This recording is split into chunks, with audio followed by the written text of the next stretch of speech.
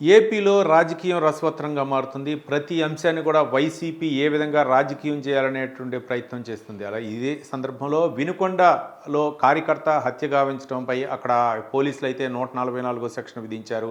అక్కడ ఎలాంటి అల్లర్లు జరగకుండా దీన్ని వైసీపీ అక్కడ కుటుంబాన్ని రషీద్ కుటుంబాన్ని పరామర్శించడం కోసం జగన్ అయితే నిన్న బెంగళూరు నుంచి హుటాహుటిన తాడేపల్లి తన నివాసానికి అయితే వెళ్ళారు. ఒక కార్యాచరణ ప్రణాళిక ప్రకారం వెళ్ళాలి అనేటటువంటి విధంగా తన కాన్వాయ్ని అయితే సిద్ధం చేసుకున్నారు. మరోపక్క చాలామంది నాయకులు కూడా ఆయన వెంట వెళ్ళడానికి సిద్ధమయ్యారు. ఈ తరుణంలోనే పోలీసులు కొన్ని ఆంక్షలు విధించడం జరిగింది. అక్కడ 144 సెక్షన్ ఏదైనా గొడవలు జరిగే అవకాశాలు ఉన్న నేపథ్యంలో చాలా వరకు కూడా నాయకుల్ని తగ్గించుకోవాలని కూడా చెప్పడం జరిగింది. ఈ పరిస్థితిలోనే ఆయన మాజీ సీఎం అనేటటువంటి హోదాతోటి ప్రతిపక్ష నాయకుడికి హోదా ఉన్నా లేకపోయినా ప్రభుత్వం కొంచెం భద్రత కల్పించాల్సినటువంటి తరుణంలో ఆయనకి Z+ కేటగిరీ కూడా ఉంది.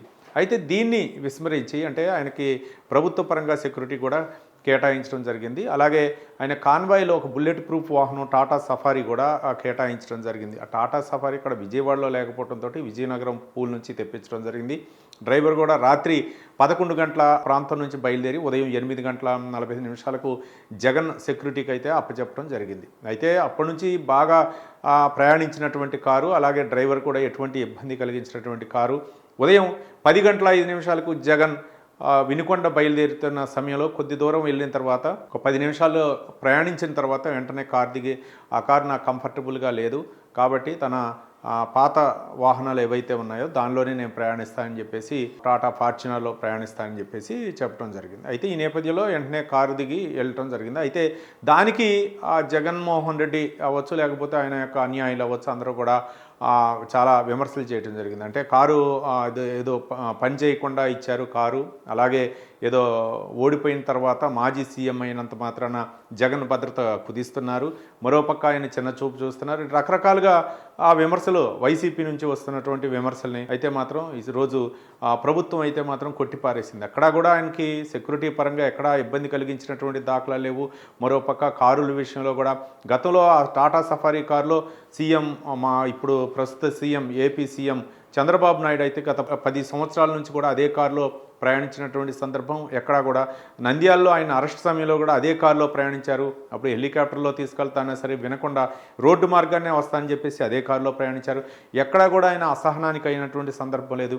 అట్లాంటి కారు మంచి కండిషన్లో ఉన్నటువంటి కారు, అట్లాంటిది ఆయన ఎందుకు దీన్ని తిరస్కరించారనేది అందరూ తెలిసింది. బ్రేకు ఫెయిల్ అయినాయి, బ్రేకు కండిషన్ సరిగా లేదన్నటువంటి ఉదంతలు కూడా వ్యాప్తి చెందినటువంటి నేపథ్యంలో దాని మీద కూడా క్లారిటీ ఇచ్చారు. రాత్రంతా పనిచేసినటువంటి కారు ఉదయం ఎందుకు పనిచేయలేదంటే ఒక సమస్య అయితే మాత్రం వెలుగులోకి వచ్చింది. అది ఏంటంటే ఆయన ప్రయాణిస్తున్నటువంటి ఆ టాటా సఫారీ కారులో వర్షం కారణంగా లోపల ఏసీ కారణంగా ఫాగ్ అనేది ఏర్పడింది. ఆయన జగన్మోహన్ రెడ్డి ప్రతిరూపం అనేది బయట జనానికి కనపడట్లేదు, అందుకే ఆయన కారు దిగి వేరే కారులో కంఫర్ట్ కోసం ఆయన వెళ్లాల్సి వచ్చిందనేది కూడా చాలామంది చెప్తున్నటువంటి అంశం. అది చెప్పకుండా ఆ భద్రతా కారణాల దృష్ట్యా కారు బ్రేకు పనిచేయటం లేదు, బ్రేక్ ఫెయిల్ అవటం వల్ల నేను కారు మారానని విధంగా కూడా అక్కడ వైసీపీ నాయకులు చెప్తున్నటువంటి అంశం. మొత్తానికి కారు గురించి కాదు, అంటే ఆయన వ్యక్తిగతంగా సెక్యూరిటీ పెట్టుకుని దాదాపు 900 మందిని సెక్యూరిటీ భద్రత దృష్ట్యా పెట్టుకున్నారు. మరోపక్క నాకు తెలిసి భారతదేశంలో ఏ ప్రధానిగా చేసినటువంటి వ్యక్తి కూడా ఇంత భద్రత లేదు.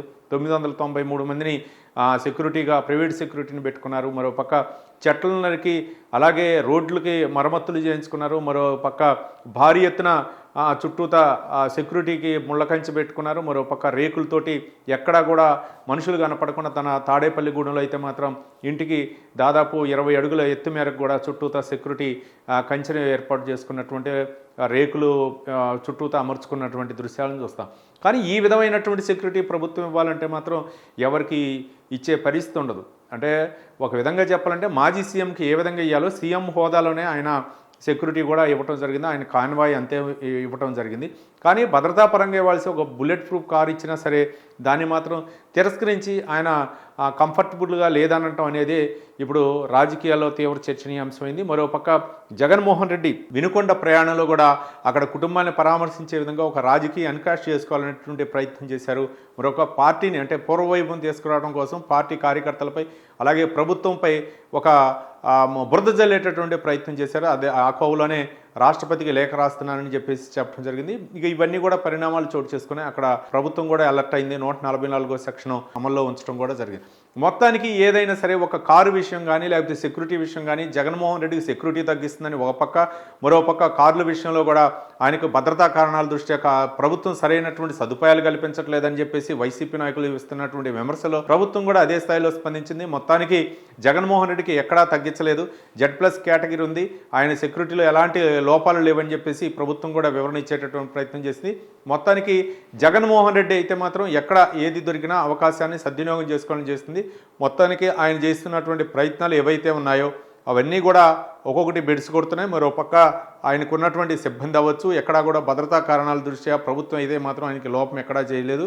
మరోపక్క కార్ల విషయంలో కూడా ఆయన ఇట్లాంటి ద్వంద్వ వైఖరి వ్యవహరిస్తారనే విధంగా కూడా విమర్శలు వెలువెత్తున్న నేపథ్యంలో ఆయన సెక్యూరిటీని తగ్గించలేదనేది ప్రభుత్వం అయితే మాత్రం వివరణ ఇచ్చింది.